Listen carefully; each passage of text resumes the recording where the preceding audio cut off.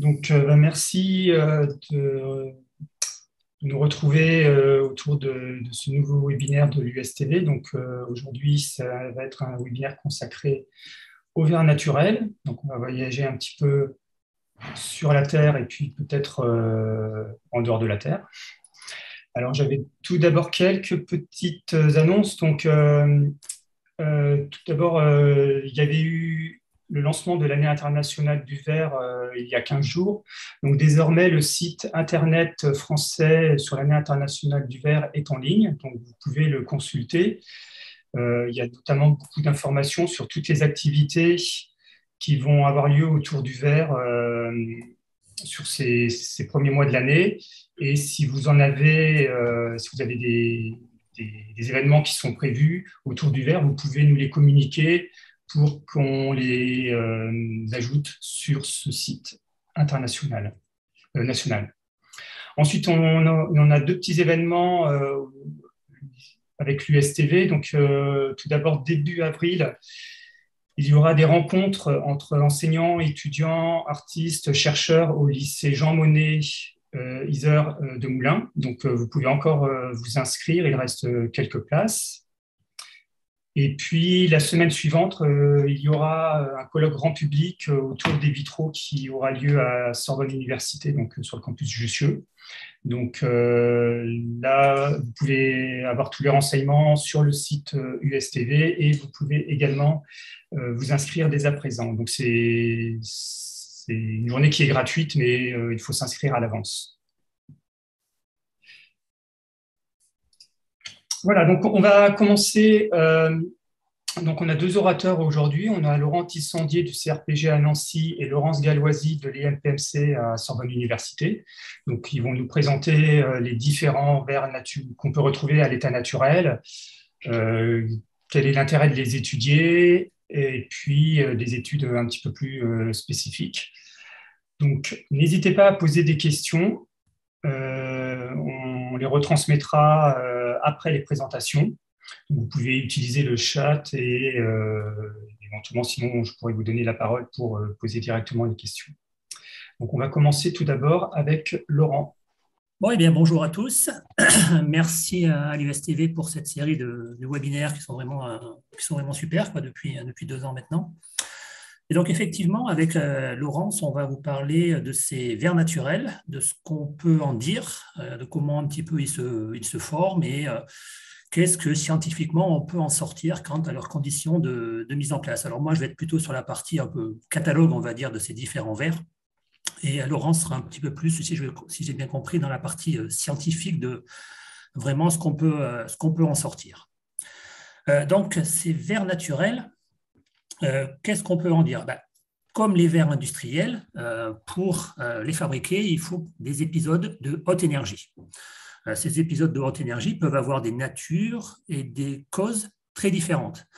Et donc, ça va faire que les contextes géologiques, les environnements dans lesquels on va pouvoir observer ces verres vont également être très différents. On peut avoir des verres d'origine magmatique, donc plutôt de haute température uniquement, des verres métamorphiques, donc qui seront dus à des conditions de moyenne température, on va dire, et de haute pression. Donc, c'est plutôt là une fabrication mécanique, si on peut dire. Et puis, il y a des verres dont je ne parlerai pas vraiment, les verres sédimentaires ou biologiques, qui, eux, sont plutôt de basse pression et de basse température. Donc, ces environnements différents, ces contextes géologiques différents, vont faire que forcément, les compositions de ces verres, leur structure, voilà, il y a quelqu'un qui s'énerve avec son chien, leurs structures vont être très variables. Et vous voyez sur ce graphique-là, dans ce diagramme qu'on appelle le diagramme TAS, c'est-à-dire total alcalin en fonction de la silice, les compositions de quelques verres naturels. Alors, ils ne sont pas tous là-dedans, mais ça vous donne juste déjà une idée de la variabilité, surtout en silice, de tous ces verres. Vous avez des verres terrestres que vous avez ici, par exemple, au niveau des rhyolites, etc. Mais vous avez également des verres qu'on retrouve sur la Lune, comme cela, par exemple, ici dans cet endroit-là. Et donc, on va de 40-45% de silice jusqu'à quasiment de la silice pure. Donc, ça vous montre bien que leurs compositions sont très variables et donc forcément, leurs propriétés rhéologiques, etc., sont également très changeantes. Alors, si on redescend sur Terre, et quand on parle de verre naturel, bien sûr, les gens qui connaissent un petit peu ces verres ont tout de suite l'idée de parler de l'obsidienne. Donc là, Laurence vous en parlera beaucoup plus tout à l'heure.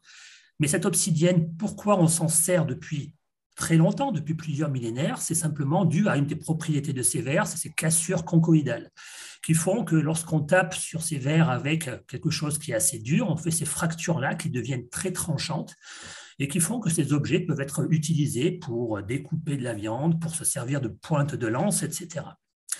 Alors, cette obsidienne, qu'est-ce que c'est comme type de verre? Eh bien, c'est forcément quelque chose qui vient de haute température, qui vient des profondeurs. C'est ce qu'on appelle une roche magmatique ou une roche ignée, c'est-à-dire qui est passée par une étape partiellement fondue. Et on peut les retrouver sous différentes formes. Soit vous voyez des formes, des coulées comme celle-ci, de quelques mètres, pas très épaisses, qui sont incrustées dans d'autres coulées plus importantes, mais toujours avec des roches à peu près de même composition, mais qui ne sont pas forcément refroidies à la même vitesse. Ou alors, vous pouvez les retrouver sous forme de grands écoulements, comme celui-ci, là, qui fait plusieurs kilomètres de long. Ici, vous avez, pour l'échelle, vous avez des petites routes là, qui passent là. Donc, vous voyez que c'est quand même très important comme coulée. Et tout ça, bien sûr, c'est dû au chauffage par la chaleur interne du globe terrestre, chaleur interne qui est due à la décomposition des éléments radioactifs et par l'énergie que la Terre avait emmagasinée lors de sa formation il y a 4 milliards et demi d'années. Et cette énergie, progressivement, elle est relâchée à travers ces roches magmatiques et ces écoulements de lave. Donc, quand ces laves vont remonter vers la surface, forcément, il y aura un refroidissement. Et si on ne veut pas que ces roches cristallisent totalement, eh bien, il faut les refroidir assez vite. Donc, c'est pour ça qu'au contact de l'eau, au contact de l'air, on peut avoir des verres qui apparaissent.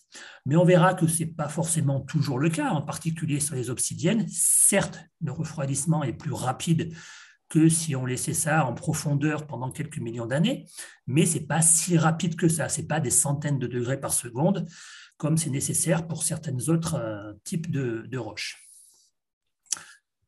Donc les obsidiennes, c'est un cas très démonstratif de ces verres naturels, mais on va dire que ce n'est pas le plus courant. Le plus courant qu'on peut observer sur Terre, c'est ce qu'on appelle les basaltes. Les roches magmatiques les plus courantes, c'est ce qu'on appelle les basaltes. Et ces basaltes, on les retrouve principalement le long de ces grandes fractures de l'écorce terrestre que vous voyez ici, qu'on appelle les rides médio-océaniques, donc qui se trouvent au fond des océans, au fond de tous les océans. Vous avez ces grandes balafres-là, au sein desquels vont remonter justement ces basaltes qu'on va appeler des MORB pour Mid-Ocean Ridge Basalts. Et donc, vous voyez que sur 70 000 km, vous avez quasiment en permanence du basalte qui va remonter à cet endroit-là. Donc, forcément, c'est quelque chose qui est très actif et qui est très efficace. Alors, comment est-ce qu'il se forme ce basalte? Ben, vous savez sûrement que le globe terrestre est constitué de couches. Le noyau est principalement métallique. La partie silicatée, c'est ce qu'on appelle le manteau, qui est séparé entre un manteau inférieur et un manteau supérieur qui fait quelques centaines de kilomètres d'épaisseur. Et quand on va du plus profond de ce globe jusqu'à la surface, forcément, il y a un refroidissement qui se fait, puisque là, on est à quelques milliers de degrés, et à la surface, eh bien, on n'est pas trop chaud, parce que sinon, on aurait vite fait de rôtir. Donc, quand on va de là vers le haut, forcément, on va refroidir tout ça. Et donc, il y a un gradient thermique qui se met en place, et ce gradient va induire des cellules de convection. Alors, ça va être des convections très rapides, puisque ça, c'est majoritairement cristallisé. Donc, c'est très pâteux, ça va convecter très lentement, mais il n'empêche que ça va permettre de faire remonter de la chaleur qui vient du noyau vers la surface. Et là, comme on va diminuer en pression également, on va avoir une décompression et faire qu'on va avoir une possibilité de fusion partielle. Il y a quelques pourcents des roches qui seront là, qui vont pouvoir fondre et donner du liquide. Ce liquide va pouvoir se collecter, faire des masses assez importantes et traverser cette croûte océanique, donc tout ça c'est au fond des océans, pour aller faire alimenter ces rides médio-océaniques qu'on a tout autour de notre planète. Excusez-moi, je suis allé trop vite. Donc, ces cellules de convection ici, en plus, elles vont induire un déplacement des plaques océaniques qui vont résulter justement de la formation de ces roches, là, de ces basaltes qui vont venir se coller là, qui progressivement, après, vont se décaler et aller affronter les plaques continentales qu'on a également sur notre planète. Donc, ici, vous avez composition classique des basaltes qu'on peut observer au niveau de ces rides médio-océaniques. Donc, vous voyez, c'est des roches assez sous-saturées, hein, aux alentours de 50% de silice, une dizaine de pourcents d'alumine, CaMg vers 10, 15, 20%, et puis les alcalins, quelques pourcents. Et puis, bien sûr, du fer là-dedans, toujours aux alentours de 10 ou 15%. Et comme je vous disais, vous voyez que la production est très efficace, hein. Par an, il y a 20 km3 qui sont produits, ce qui fait à peu près, avec une densité moyenne de 3, 60 milliards de tonnes de magma basalte qui est produit au niveau de notre globe terrestre. Donc, c'est quand même très efficace. Et même s'il n'y a qu'un petit pourcentage qui devient vitreux, ça fait quand même très conséquent, un nombre, un chiffre très conséquent pour la production de ces verres. Donc ici, quand ces basaltes remontent et qu'ils vont venir toucher la surface et vont rentrer en contact avec l'eau, puisqu'on est au fond des océans. Et donc là, on va avoir un refroidissement très rapide. Et c'est ce que ce petit film va vous montrer. Donc là, vous imaginez que vous avez le basalte qui sort à 1200 degrés. Hein. Il est très chaud, il est vers 1200 degrés, donc très fluide. Et il va se refroidir au contact avec l'eau. Et voilà ce que ça va vous donner. Donc en surface, la croûte, elle refroidit très vite. Hein, donc ça donne cette croûte noire solide, mais au centre, c'est encore chaud. Et avec la pression, et ben, ça va casser cette croûte et continuer à avancer pour pouvoir faire plusieurs dizaines, centaines ou même milliers de mètres à partir de la bouche éruptive. Et là, on voit que ce n'est pas explosif, il n'y a pas beaucoup de volatiles là-dedans. En plus, il y a la pression, donc ça garde les volatiles à l'intérieur. Ça n'explose pas comme certains volcans qu'on peut voir, mais ça donne cette structure, voilà, qu'on appelle une structure en coussin, qu'on appelle les pilolavas, hein, que vous avez régulièrement au fond des océans et toujours autour de ces rides médio-océaniques. Voilà. Donc, c'est quand même assez impressionnant à voir ces éruptions. Alors voilà typiquement la tête que ça peut avoir une fois que ça s'est refroidi. Et si on fait une coupe là-dedans, eh bien, entre la partie qui est au contact avec l'eau, donc dans ce coin-là, et la partie qui est plus au centre, donc là ça fait quelques centimètres hein, uniquement, eh bien on voit que là il y a très peu de cristaux. Hein, les cristaux blancs que vous avez étaient déjà présents lorsque le magma est sorti de la bouche éruptive. Et donc au contact de l'eau, tout ce qui était encore liquide s'est transformé en verre. Hein, il y a très peu de points noirs. Par contre, quand on se rapproche de ce centre, eh bien, on voit que là, les proportions cristallisées sont beaucoup plus importantes. Mais là, déjà, vous voyez qu'on passe de 95% quasiment vitreux à 5-10%. Donc, en moyenne, sur ces trucs-là, on doit avoir quand même 10-15% au total qui est vitreux sur ces pilolavas. Alors ça, c'est ce qui se passe quand ces basaltes sortent au fond des océans.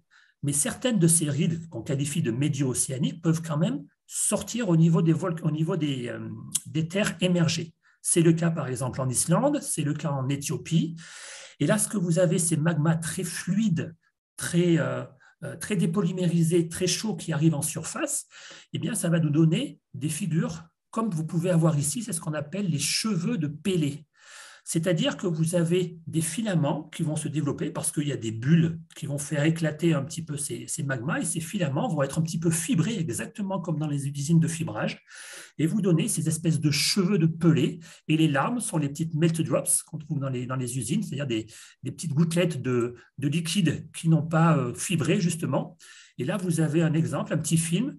Là, c'est ce qu'on trouve à l'Erta Alley, donc en Éthiopie. Vous avez un lac de lave. Et vous voyez que ces bulles-là de lave vont faire des petits fils, que vous les voyez là, j'espère, sur votre écran. Là. Vous voyez ces filaments-là, c'est ça qui va vous donner ces cheveux de Pélée. Et là, c'est vraiment typiquement ce qu'on peut observer dans des fibres de roche ou dans des laines de roche ou des laines de verre, avec ces petites gouttelettes, alors qu'on évite d'avoir dans l'industrie forcément, mais ces petites gouttelettes de verre, là, ces melt drops qu'on retrouve. Donc, c'est très similaire à ce qu'on peut avoir au niveau des usines. Et donc là, vous avez un lac de lave avec la surface qui s'est refroidie au contact de l'air, mais vous voyez que ça bouillonne quand même, il y a toujours des volatiles un petit peu là-dedans qui ressortent, hein, avec la différence de pression, la décompression, ils vont vouloir sortir, mais on voit que c'est très chaud, hein, c'est très très fluide tout ça, donc on comprend bien que dès qu'il y a un peu de gaz qui va venir se mêler à tout ça, et bien ça va vous éjecter ces filaments donc, qu'on voit ici, hein, qui s'envolent, et qui peuvent être potentiellement dangereux, puisque c'est quand même très fin. Et donc là, tout ça pour dire que l'homme n'a pas inventé un laine de verre ou un laine de roche, c'était déjà inventé depuis pas mal de temps. Donc, ces basaltes, c'est ce dont je vous ai parlé principalement, c'est effectivement la majorité des roches magmatiques qu'on trouve sur Terre, mais Ce que nous, on peut observer sur les continents, ce n'est pas forcément que des basaltes qu'on va observer, puisque les rides médio-océaniques, je vous disais, sont principalement, comme leur nom l'indique, au fond des océans, mais ce que nous, on peut voir, bien sûr, c'est plutôt ce qu'il y a sur les continents. Et à ce moment-là, les contextes géologiques sont un petit peu différents. En particulier, ici, vous avez ce qu'on appelle la ceinture de feu du Pacifique, c'est-à-dire ce sont des volcans qui encadrent l'océan Pacifique et qui sont, eux, au contact, non pas au milieu des plaques océaniques comme vous avez là, comme les morts dont on vient de parler, mais plutôt au contact entre des plaques tectoniques, donc soit deux plaques continentales, soit plaques océaniques et plaques continentales.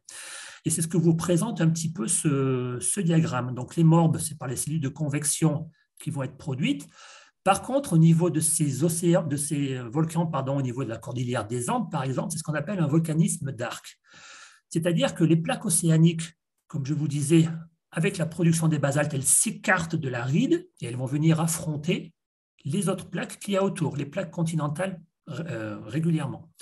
Ces plaques étant un petit peu plus denses, elles vont avoir tendance à passer sous la plaque continentale. Alors ça fait des montagnes ici, forcément ça va un petit peu se plisser, mais en plus, comme la pression augmente et la température également, il y a un petit peu d'eau de cette plaque qui est très riche en eau, c'est fabriqué au fond de l'océan, je le rappelle, donc il y a de l'eau là-dedans qui est relarguée, qui va permettre de réhydrater la plaque qui est au-dessus, la plaque continentale au-dessus, et donc faire une fusion partielle également à cet endroit-là et entraîner une formation de magma qui va pouvoir remonter et venir faire éruption au niveau des cordillères que vous avez ici. Ça, c'est le magmatisme d'arc.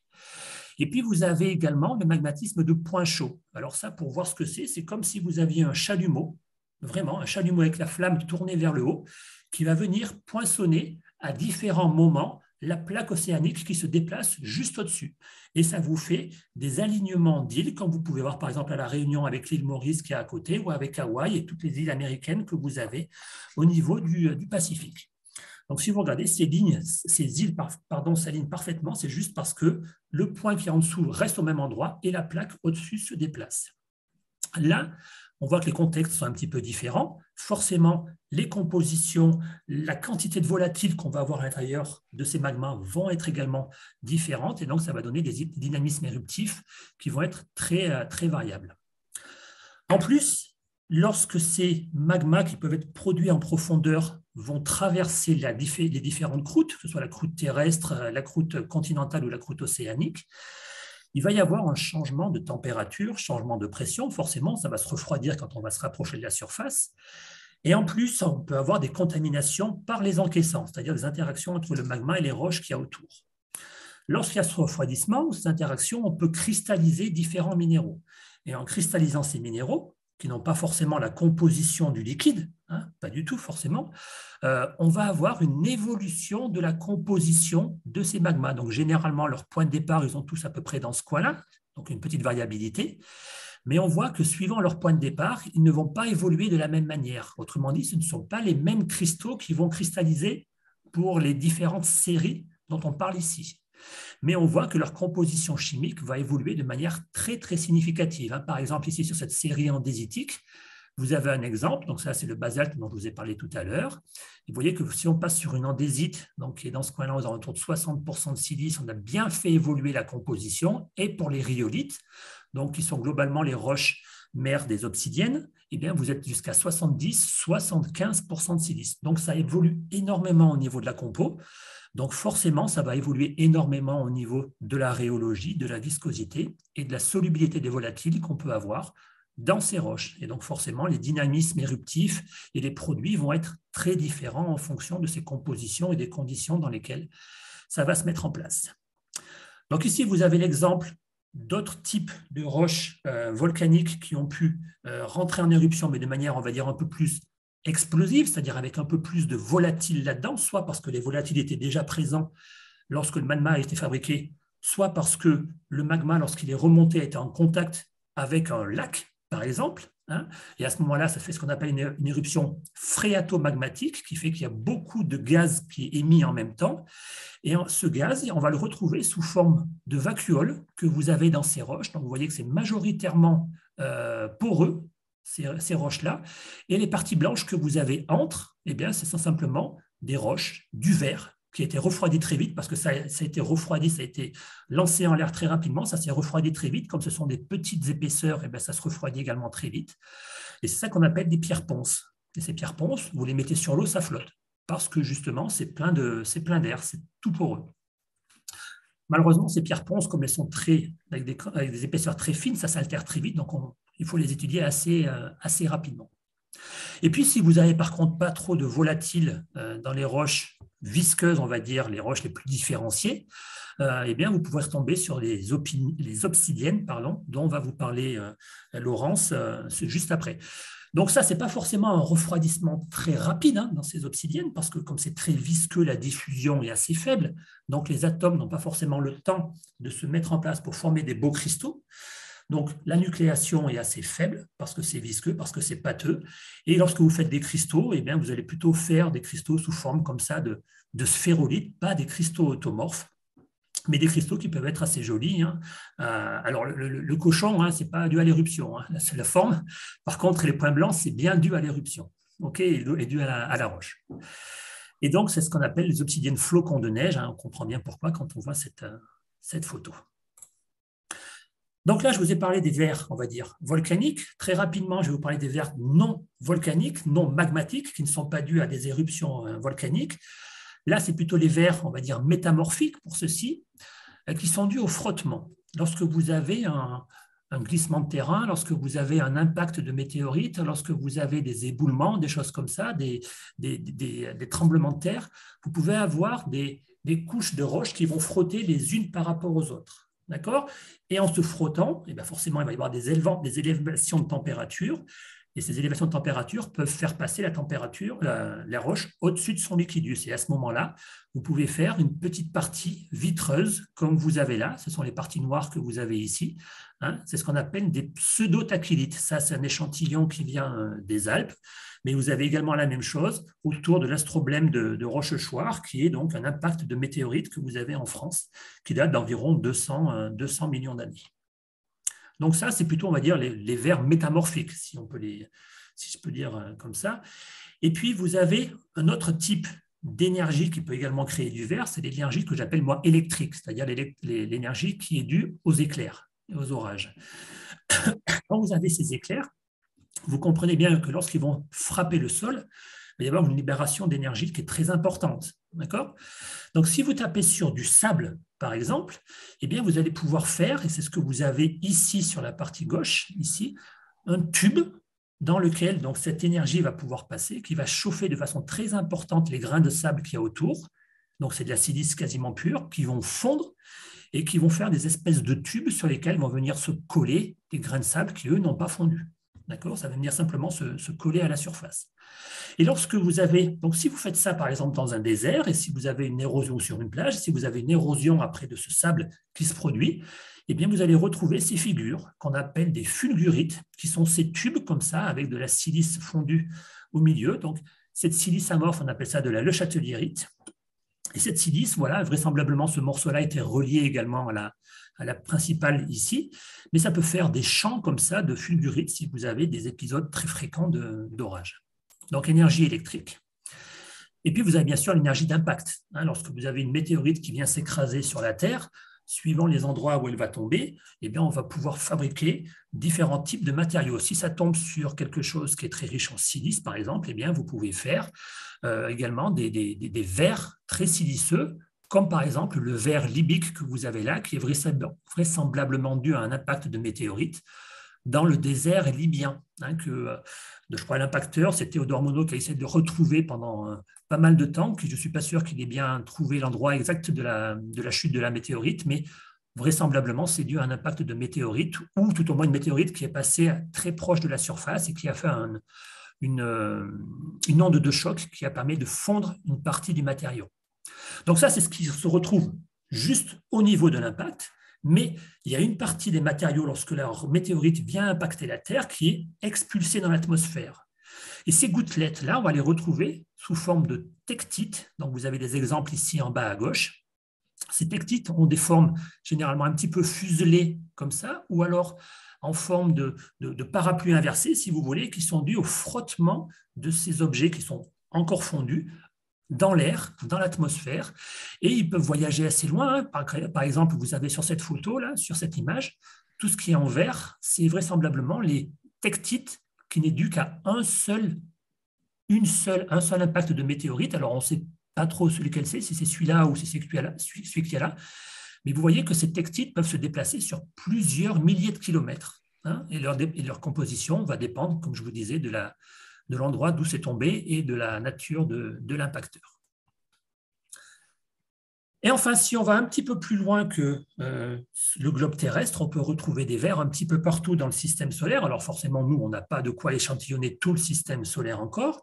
On a les météorites, et en particulier les météorites lunaires, comme le morceau que vous avez là. Donc, c'est des morceaux qu'on a récupérés sur Terre. Le centre, il y a une partie qui est fondue et qui est vitrifiée. Et puis, il y a des échantillons qui ont été ramenés par les missions Apollo et qui donnent des petites billes comme ça, très jolies, avec des couleurs très variées, qui sont dues à des concentrations et du redox différents pour le titane, hein, avec des valences qui doivent être différentes sur le titane et des concentrations surtout qui sont assez variables. Donc ça, c'est un âge de 3,5 milliards d'années. Tout ça, ça nous dit qu'à 3,5 milliards d'années, il y avait du volcanisme sur la Lune qui a fait ces petites billes-là. Alors c'est un petit peu différent de celui de la Terre parce qu'il n'y a pas la même gravitation et il n'y a pas l'atmosphère comme on a sur Terre. Et puis sur les météorites qu'on dit non différenciés, c'est-à-dire des météorites qui n'ont pas évolué depuis 4,5 milliards d'années, on a des objets comme ça qu'on appelle des condres, donc qui sont des petites billes qui font même pas 1 millimètre de diamètre pour la plupart, et qui sont en partie cristallisées. Donc c'est les barres que vous avez là. Alors tous les condres ne sont pas aussi jolis que celui-là, ne sont pas aussi démonstratifs que celui-là.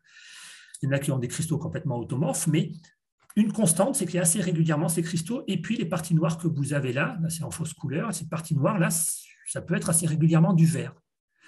Donc tout ça, c'est intéressant, c'est pour vous dire que cette fabrication de verre, c'est assez ubiquiste dans le système solaire.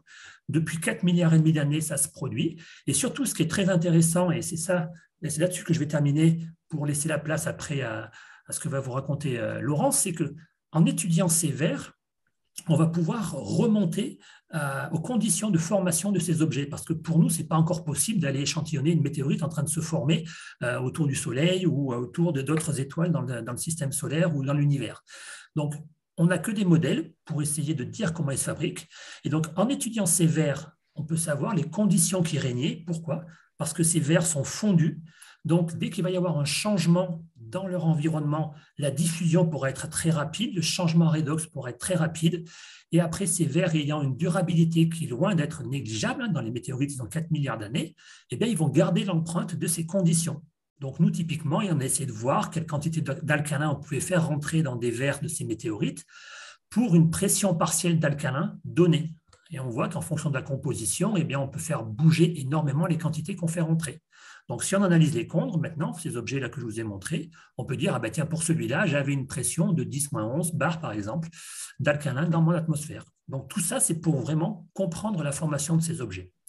Et puis, dans les minéraux également, là, que ce soit terrestre ou extraterrestre, on a souvent également ces inclusions qu'on trouve qu'on appelle les inclusions magmatiques, qui sont du magma piégé sous forme vitreuse.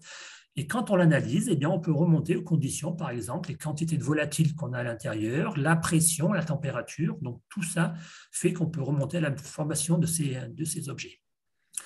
Donc, voilà les conclusions que je voulais dire après cet exposé. Donc, ces verres sont ubiquistes dans l'univers. Ils permettent d'échantillonner des variations très importantes d'environnement, mais également de composition chimique, donc des processus de mise en place très différents. Et en les étudiant, on remonte justement à ces conditions. Ces vers, comme vous pouvez le voir, ont inspiré vraisemblablement les humains. Le fibrage, ça a déjà été fait. Le soufflage, on peut également le voir ça, par exemple, sur ce lac de lave. Et ça donne toujours, bien sûr, des images très, très, très sympas à voir. Après, pour aller échantillonner, c'est plus compliqué. Hein. Quand on va aller dans la nature, il faut être assez inconscient parfois, ne pas avoir peur de se brûler un petit peu. Alors, des fois, c'est assez simple. D'autres fois, ça devient un peu plus compliqué. Il faut avoir confiance en la rigidité du matériau. Des fois, c'est carrément sportif. Et puis, des fois, il faut être fou pour y aller, quoi. Et enfin, voilà, ça donne toujours des belles images, mais des fois aussi, il faut changer le matos parce qu'il commence à faire un petit peu chaud. Je vous remercie de votre attention. Merci beaucoup, Laurent, pour cette revue très complète sur les différents vers naturels. Donc, on va passer maintenant à Laurence Galloisi qui va nous parler plus spécifiquement des vers d'obsidienne. Après cette belle présentation de Laurent qui nous a fait un magnifique panorama de tous les vers qu'on pouvait trouver sur Terre, moi je vais me focaliser un petit peu plus sur la structure de vers naturels particuliers. Et ces vers, ce sont les obsidiennes. Obsidienne noire, donc obsidienne, je dirais, plutôt commune. Hein. Je vais pas vous parler des obsidiennes type flocon de neige dont a parlé Laurent.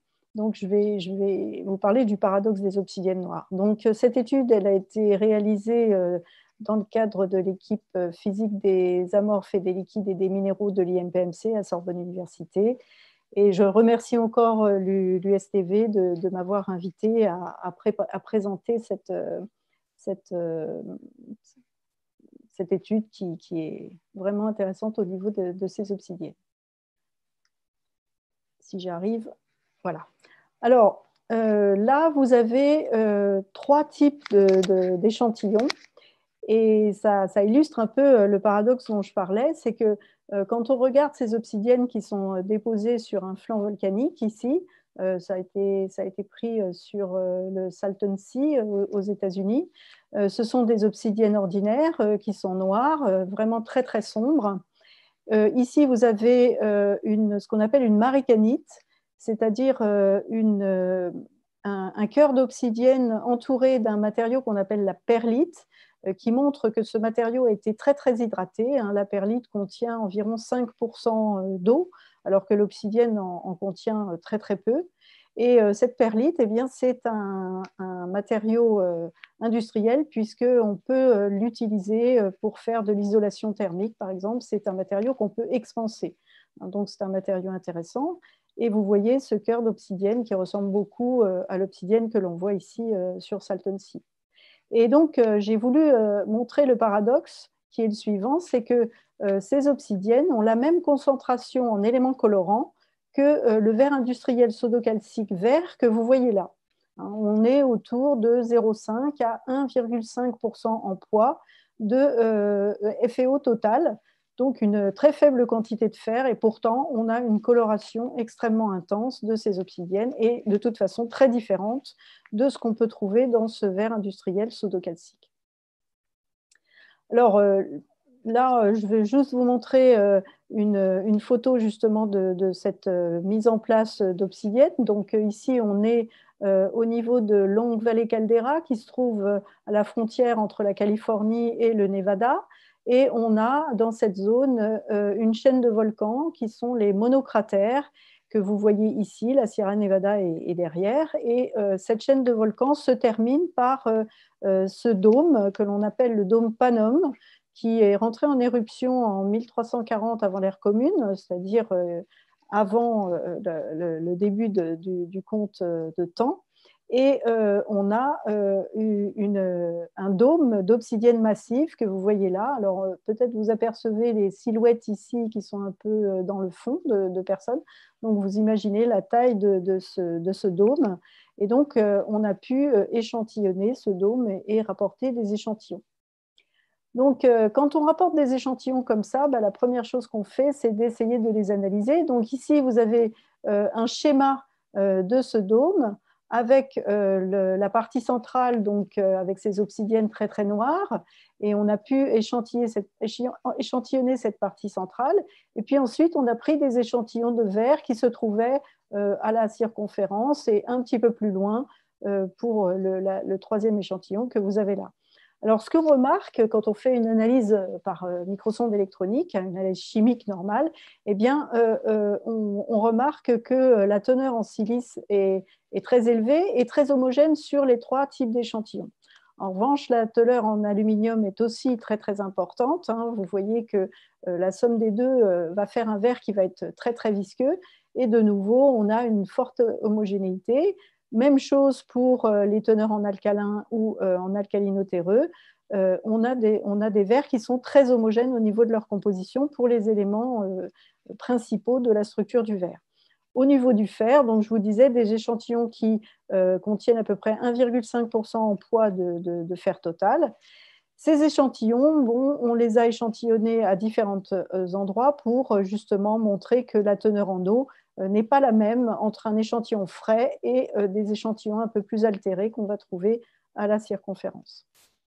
Donc, ces échantillons, on les a analysés par diffraction des rayons X et ils sont principalement amorphes avec une teneur en cristaux inférieure à 3%. Donc ensuite, on va analyser ces verres en faisant des lames amincies ou des lames minces, suivant qu'on veut les regarder à la loupe biloculaire ou au microscope optique. Et on va essayer de voir ce qu'on a justement comme cristaux ou bien comme autres composés qu'on peut avoir dans ces matrices. Alors, on voit qu'on a une matrice de verre qui est assez homogène au fond de cette photo, et on voit comme des stries qui sont composées de petits cristaux ou peut-être de bulles.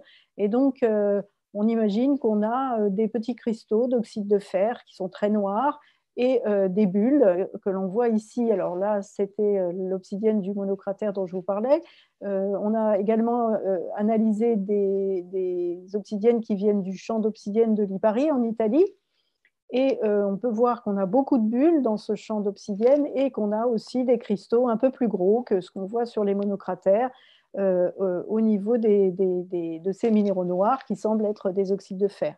Dans la marécanite, hein, donc dans cette obsidienne qui est entourée de perlite, eh bien, je peux vous en montrer un exemple ici. Je ne sais pas si vous le voyez.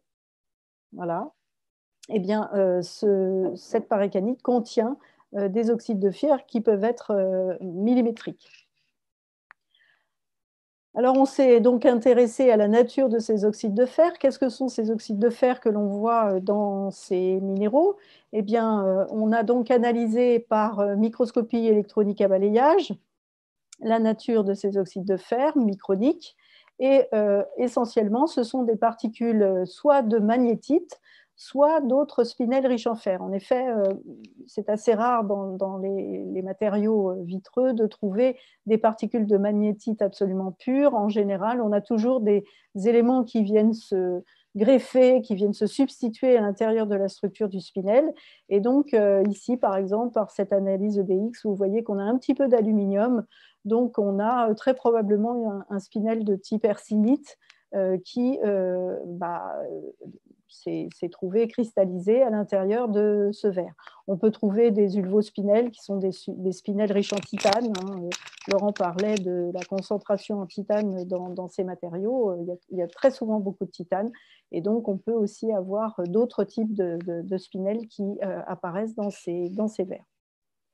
Alors, on s'est posé une question, et ça a été un étudiant, Mathieu Chassé, qui maintenant est embauché à Sorbonne Université, qui a fait son stage de M1 au laboratoire, et on s'est intéressé à savoir si la concentration en fer totale qu'on avait dans ce verre et la densité de particules qu'on arrivait à mesurer un petit peu au travers de toutes ces analyses, est-ce que c'était possible de rendre compte de la couleur noire qu'on avait de ces obsidiennes. En fait, c'est beaucoup trop faible, et donc il est difficile d'expliquer la couleur noire ou brune en masse de ces obsidiennes par simplement la concentration en fer ou la taille des particules.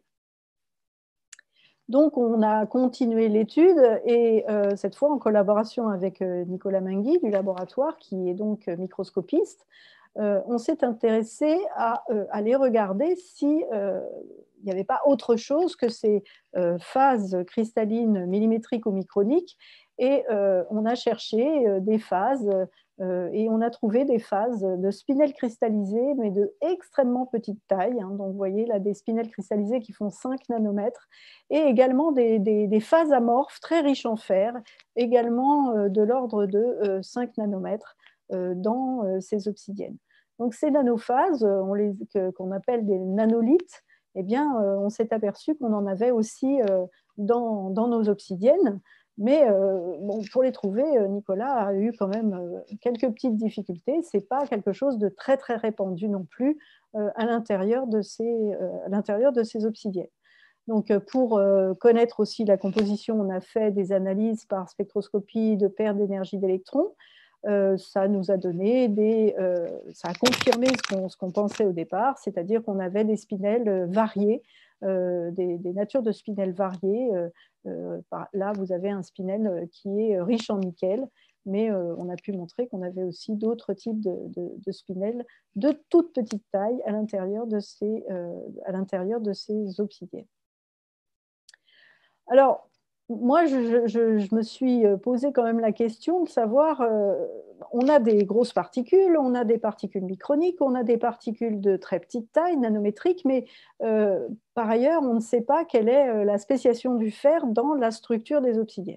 Donc moi, je me suis intéressée justement à essayer de mettre en évidence la spéciation de ce fer dans la structure de ces matériaux qu'on a vu être extrêmement visqueux, extrêmement riche en silice, extrêmement riche en aluminium, et donc générant pour le magma initial une viscosité très importante. Donc on s'est dit, on va aller regarder le fer, et on va, pour cela, utiliser le fait que le fer est un élément de transition 3D, et donc on peut appliquer sur ce fer ce qu'on appelle la spectroscopie de champ cristallin, ou aussi appelée spectroscopie d'absorption optique. Et on a au laboratoire une plateforme de spectroscopie d'absorption optique avec un spectrophotomètre qui balaye un domaine en énergie du proche infrarouge au visible et au proche UV, un domaine assez étendu, sur lequel on a pu mettre un microscope qui permet d'aller regarder des lames de très petite taille et des phases vraiment de très petite taille, quelques microns, et d'enregistrer les spectres optiques de ces phases. En plus, sur ce spectrophotomètre, eh bien, on a pu adapter une platine chauffante qui peut monter à 1200 degrés, mais qu'on a utilisé à peu près jusqu'à 700 degrés pour faire les spectres UV visibles, et également un cryostat qui nous permet, cryostat à hélium, qui nous permet de descendre à des températures aussi basses que 10 K.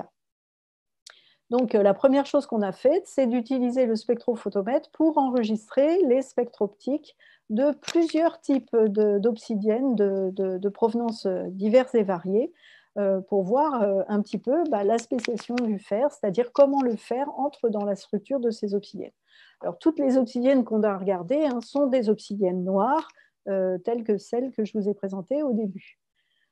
Donc, voici les spectres optiques de ces 7 obsidiennes. On en a regardé 7. Et on en a regardé 3 obsidiennes très sombres, qui sont les obsidiennes des îles grecques de Milos, des obsidiennes qui viennent du champ d'obsidienne de Lipari en Italie, et les obsidiennes du Panomdome que je vous ai présenté au début. On a également enregistré les spectres optiques d'obsidiennes plus claires, notamment les marécanites dont je vous avais parlé au début, mais aussi des vers venant du Nouveau-Mexique, de l'Oregon et de l'Équateur, qui sont des vers transparents et relativement bruns de coloration. La différence entre ces deux types d'obsidiennes, c'est que la teneur en fer des obsidiennes claires est d'environ 0,5% en poids, alors que la teneur en fer des obsidiennes sombres est d'environ 1,5% en poids. Donc, on a regardé ces spectres. Alors, ces spectres présentent ce qu'on appelle des bandes d'absorption optique. Et ces bandes d'absorption optique, eh bien, on peut leur assigner des origines. Donc, par exemple, les points bleus ici indiquent les transitions optiques qui sont liées soit à des ions hydroxyles, soit à des molécules d'eau. Et vous avez aussi, dans ce domaine infrarouge, une très grande bande d'absorption qui, en général, est associée au fer 2+, dans les matrices vitreuses ou dans les matrices minérales, peu importe. C'est une transition optique qui est liée au fer 2+, dans un site cristallographique donné dans la structure du minéral. Donc ensuite, on atteint la zone du visible, et là, vous voyez qu'on a la courbe qui augmente un petit peu, comme si on avait une grosse bande en dessous d'un domaine qui va qui couvre à peu près tout le visible. Et ensuite, on atteint le domaine de l'UV. Et là, eh bien, on a 3 petites bandes qui sont superposées à une grande bande qu'on appelle un transfert de charge oxygène-métal. Et ces 3 petites bandes eh bien, sont liées au fer 3+. Alors, ces bandes, par rapport à la bande du fer, sont beaucoup moins intenses parce qu'elles ne dépendent pas du champ cristallin. Et donc, quel que soit le site dans lequel va se trouver ce fer, en fait, eh bien, il va donner ces petites bandes d'absorption. Et donc, il est difficile de déterminer par spectroscopie optique uniquement le site dans lequel se trouve le fer 3+. En revanche, le site occupé par le fer 2+, eh bien, on va pouvoir l'identifier dans les verres, dans ces verres notamment, par la forme, la position et la largeur à mi-hauteur de ces bandes d'absorption. Alors, ce qui est intéressant entre toutes ces obsidiennes, c'est de voir que tous les spectres sont assez semblables et que ce soit pour des obsidiennes sombres ou des obsidiennes claires, on a des spectres qui se superposent pratiquement avec un léger décalage ici de la position du creux, mais des bandes d'absorption qui montrent la grosse bande dans le visible, les petites bandes du fer et la bande du fer 2. Donc, à partir de ces observations, on s'est dit, bon, bah, on va essayer de comparer le spectre optique de l'obsidienne et le spectre optique du verre industriel, puisque de toute façon, ce sont des verres qui contiennent la même quantité d'éléments colorants qui est l'élément qui répond quand on fait de la spectroscopie optique. Donc, ici, vous avez le spectre d'absorption optique du verre industriel, et ici, vous avez le spectre optique donc, que je vous ai montré précédemment, lié à l'obsidienne. Ce qu'on remarque, c'est qu'on a dans le domaine du proche infrarouge, en rose ici, on a une grande bande d'absorption dans les 2 cas, grande bande d'absorption qui est assez complexe dans le verre industriel et qui est assez symétrique dans le verre d'obsidienne. En revanche, dans la partie visible, eh bien, la grande bande d'absorption qu'on avait qui masquait complètement le visible et donnait la couleur noire finalement de ces obsidiennes, eh bien, on s'aperçoit qu'on ne l'a pas du tout dans le verre industriel et que le verre industriel, au contraire, laisse passer la lumière et on a cette fenêtre de transmission qui donne la couleur verte au verre sodocalcique.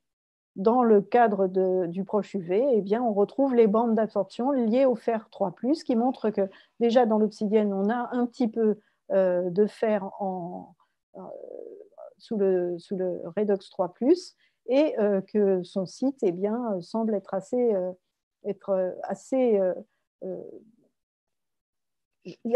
c'est difficile de dire parce que les bandes ne sont pas tout à fait de la même intensité, mais en revanche, elles sont à la même position. Donc, on a analysé la bande du fer 2+, et quand on regarde la bande du fer 2+, dans le verre industriel, on voit que c'est une forme complexe. On voit que c'est une bande très large, avec une intensité importante, et avec des épaulements différents, une largeur à mi-hauteur qui montre qu'on a une dissymétrie de la bande.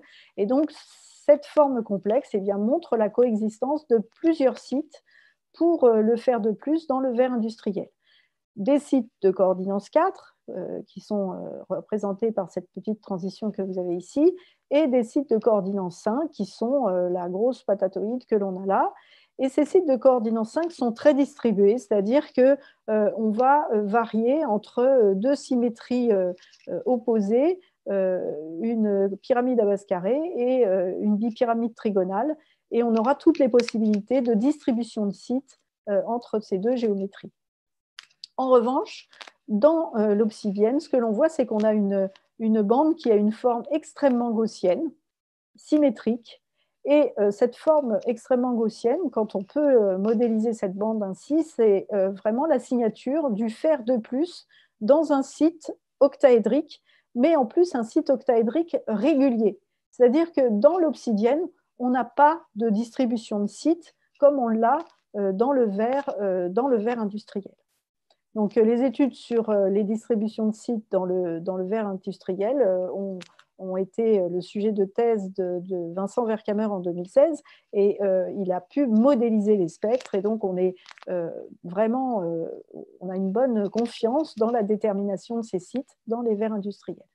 Donc, on voit que ça n'a rien à voir dans l'obsidienne et que le fer de plus, lui, il est présent dans l'obsidienne dans des sites octaédriques tout à fait réguliers, non distribués. Alors, on s'est ensuite intéressé à la bande dans le visible, parce que la bande dans le visible, ben, finalement, c'est elle qui est responsable de la couleur noire de l'obsidienne. Quand on n'a pas de bande, eh bien, on a un verre qui a une fenêtre de transmission et on a un verre type verre industriel qui est vert. Donc, qu'est-ce que c'est que cette bande? Donc, on a comparé avec les bandes qu'on pouvait voir dans d'autres composés et on s'est aperçu que cette bande était très proche de la position d'une bande qu'on appelle une bande de transfert de charge lorsqu'on a deux sites, par exemple octaédriques, qui partagent une arête. Et donc, le fer 2+ dans un site octaédrique partage une arête avec le fer 3+ dans un autre site octaédrique, et on va avoir une charge qui va transiter entre ces deux sites dans le matériau. Alors, cette bande, elle est bien connue, et on sait que eh bien, quand on refroidit le matériau, eh bien, cette bande de transfert de charge a tendance à s'intensifier. Donc, comme on a un cryostat à disposition et qu'on peut descendre à 10 K, on a fait des mesures successives à différentes températures, suivant les intervalles que vous pouvez voir là, jusqu'à 10 K. Et ce qu'on voit, c'est que la bande de transfert de charge s'intensifie très fortement lorsqu'on baisse la température. Donc ça signe la présence de ce transfert de charge dans les obsidiennes.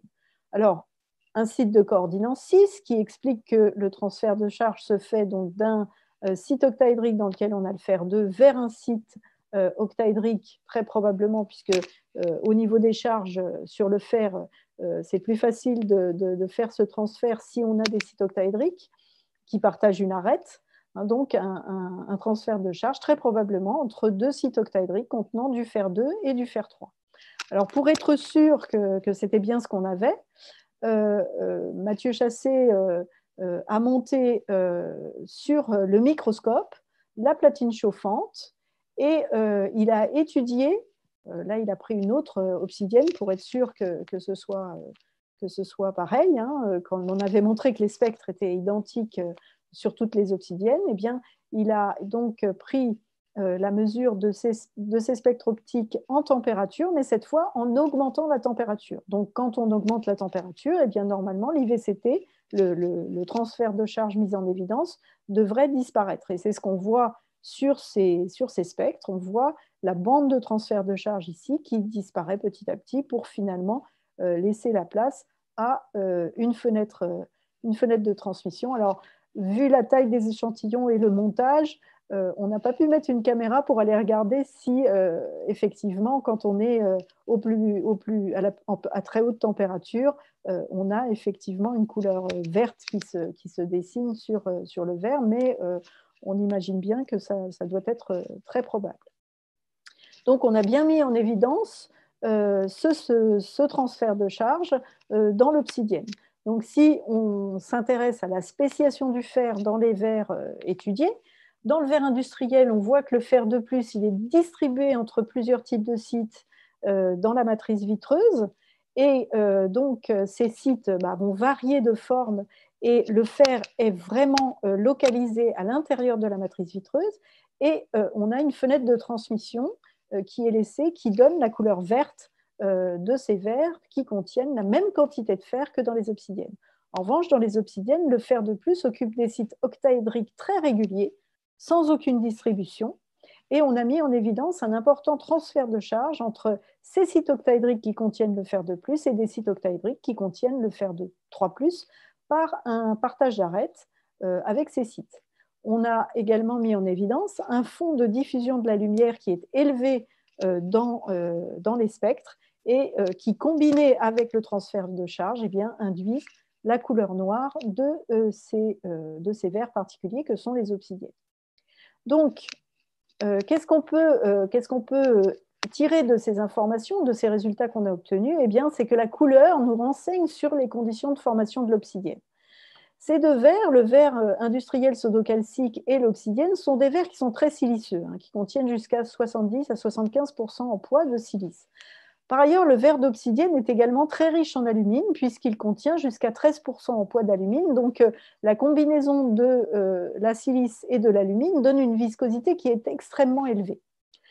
Le verre industriel sodocalcique, on sait que pour faire ces verres, on réalise une trempe rapide, et donc on va trouver le fer inséré dans le réseau vitreux et distribué dans les sites dont je vous ai parlé, donc sites tétraédriques et sites de coordination 5. En revanche, dans l'obsidienne, la viscosité élevée du magma initial fait que le magma va remonter relativement lentement, et ceci malgré l'important dégazage, perte en eau que l'on a lorsque le magma remonte à la surface. Hein, c'est ce qui va c'est le dégazage de cette eau qui va permettre de remonter le magma. Donc, quel est le rôle de la perte en eau sur la matrice vitreuse? Eh bien, quand on a de l'eau dans un magma, cette eau, elle va dépolymériser le magma, c'est-à-dire qu'elle va rompre les liaisons entre les tétraèdres SiO4 qui sont joints par des oxygènes pontants. Et donc, l'eau dans le magma va créer des oxygènes non pontants. Et donc, quand on va remonter le magma et qu'on va perdre cette eau, eh bien, on va, au contraire, augmenter la polymérisation progressive du réseau vitreux en repolymérisant le réseau et en faisant ces oxygènes pontants qui vont donner un caractère très siliceux, une matrice, un réseau polymérique très siliceux de ce verre. Donc le fer, eh bien, ce qu'on voit, c'est qu'il n'est plus intégré dans le réseau polymérique. Alors pourquoi il ne s'intègre pas dans le réseau polymérique alors qu'il s'intègre dans le réseau ici? Eh bien parce qu'il n'a pas assez de compensateur de charge pour pouvoir lui permettre de rester à l'intérieur du réseau polymérique. Il faut voir qu'un réseau de silice, c'est neutre, puisque les charges sont compensées lorsqu'on met deux tétraèdres joints par un oxygène pontant. Donc ce fer 2, il va avoir tendance à se regrouper, à former des clusters qui sont mis en évidence par ce transfert de charge fer 2+, fer 3+, dans la matrice des obsidiennes. Et ces clusters, eh bien, en fait, sont précurseurs des nanolithes cristallisés ou amorphes que l'on a pu mettre en évidence par microscopie électronique à transmission. Donc le fer, en fait, il n'est pas vraiment dans le réseau du verre, il a tendance à se regrouper et il forme ces clusters qui, petit à petit, vont s'individualiser sous forme de nanolithes, puis plus tard sous forme de microlithes et de cristaux d'oxyde de fer, voire de taille millimétrique. Donc l'ensemble de ces phénomènes, à la fois les clusters, les nanolithes et les microlithes, vont permettre de comprendre eh bien, pourquoi on a cette couleur noire dans ces verres d'obsidienne, alors que pour un verre sodocalcique à même teneur en fer, eh bien, on aura plutôt une couleur verte parce qu'on aura eu cette trempe rapide qui aura permis de maintenir le fer de plus dans le réseau vitreux, fer de plus dont la charge en plus va être possiblement compensée par les alcalins alkylénotéreux qui sont présents dans la matrice vitreuse.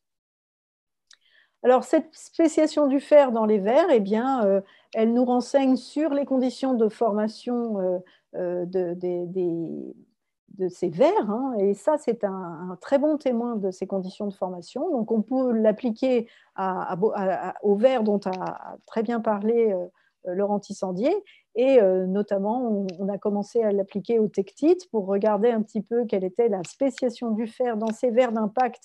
Il faut imaginer la vitesse à laquelle l'impact a lieu et imaginer que l'atmosphère est même soufflée au niveau de l'impact. Donc, on a des spéciations redox du fer dans ces tectites qui sont tout à fait remarquables et qu'on a pu identifier justement grâce à cette spéciation du fer. Et donc, on va continuer sur les fulgurites, les mousses basaltiques, etc.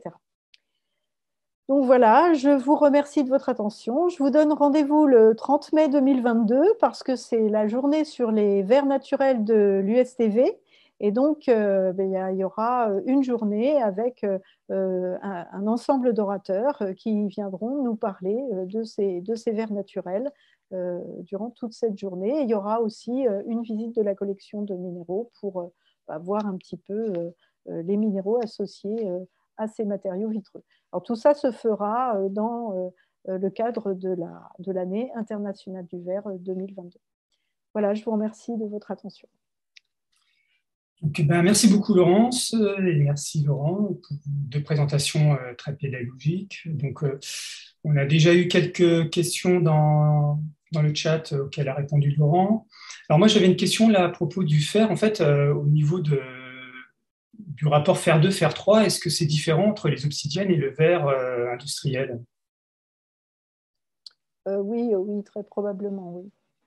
On doit avoir plus de fer 3, je pense, dans le verre industriel. Parce que là, le verre d'obsidienne, bah, il faut qu'il remonte à la surface, donc il a quand même une proportion de fer 2 qui reste importante avant d'arriver dans un milieu oxygéné. D'accord. Et alors, il y avait une autre question sur ta présentation, Laurent, c'est est-ce que le transfert de charge fer 2, fer 3 est un processus réversible ou pas?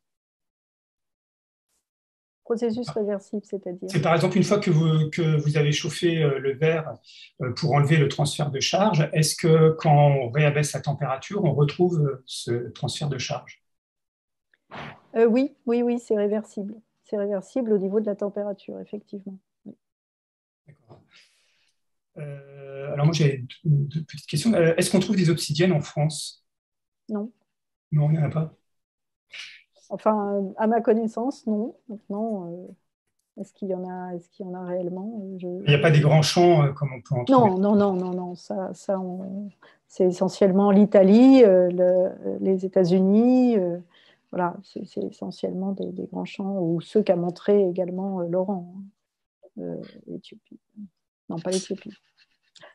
Et est-ce qu'il y a un intérêt industriel pour les verres Pour les, d'obsidienne? pour les verres bah, il y a un intérêt lorsqu'elles sont hydratées pour faire ces perlites, justement, parce que ce sont des verres que l'on peut chauffer et qui vont s'expanser. Et donc, ça fait un petit peu comme le polystyrène expansé, c'est-à-dire qu'on va avoir des particules qui peuvent emprisonner beaucoup d'air et donc qui peuvent servir au niveau de l'isolation thermique, notamment. D'accord. Alors, au niveau de l'obsidienne, elle a été très utilisée par les premiers hommes, hein, puisque c'était le pendant des silex qu'on avait, nous, en Europe, et que les Américains avaient en tant qu'obsidienne, puisqu'ils en faisaient des outils. Ok. Et alors là, une autre question plutôt pour Laurent. Tu as évoqué l'aspect altération des verres et je voulais savoir comment se comparait l'altération des verres d'obsidienne avec des verres d'intérêt industriel ou nucléaire. Est-ce qu'on a des processus similaires Bah, il y a pas mal de verres naturels, justement, qui ont été étudiés pour en faire des simulants et savoir justement ce qui se passe quand on met un verre dans la terre, quoi. Parce que c'est des vers qui ont pu rester sous terre enfouis pendant plusieurs centaines, milliers, voire millions d'années. Donc, forcément, pouvoir les récupérer, ça va nous indiquer comment les vers qu'on va mettre dedans vont se comporter. Par contre, les compositions sont très différentes. Je ne peux pas vous dire là-dessus exactement ce qu'il en est. Peut-être que Laurence peut peut-être répondre un peu plus là-dessus, parce que je crois qu'elle a étudié aussi un petit peu ça. Mais c'est clair que le comparatif entre les vers naturels et les vers de stockage sont clairement des voies de recherche qui ont été explorées. Je crois d'ailleurs il me semble que le CEA continue à travailler un petit peu là-dessus. Mais voilà. Ok. Laurence, non. Oui, oui, non, c'est exactement ce que dit Laurent. Pour le moment, il y a quand même un gros problème de composition, c'est-à-dire que les compositions sont loin d'être similaires. Et donc, c'est surtout au niveau des propriétés qu'on va avoir une similitude, mais au niveau des structures de verre et au niveau de la composition chimique, on est quand même assez loin, quoi. D'accord. Et donc, une dernière question de Gilles Pierret. Est-ce que les verres libiques ou les moldaviques ne contiennent pas de nanolithes? Et est-ce que donc l'aspect coloration est uniquement dû à une variation du redox ou du fer total? Les verres libiques contiennent parfois des nanolithes, hein. On peut avoir même des cristaux de quartz, enfin de quartz ou de cristobalite dans les verres libiques. En revanche, la couleur, oui, elle est liée à la spéciation du fer dans ces matériaux. Dans les moldavites, le fer étant essentiellement fer 2 et on n'a pas là, on n'a pas de nanolithes, à ce moment-là, eh bien, on a cette couleur verte qui est vue dans les moldavites, alors que les autres tektites présentent aussi cette coloration noire. D'accord, très bien. Eh ben, je vous remercie encore tous les deux et puis on se retrouve dans 15 jours pour le prochain webinaire. Bonne journée. Merci. Merci, bonne journée.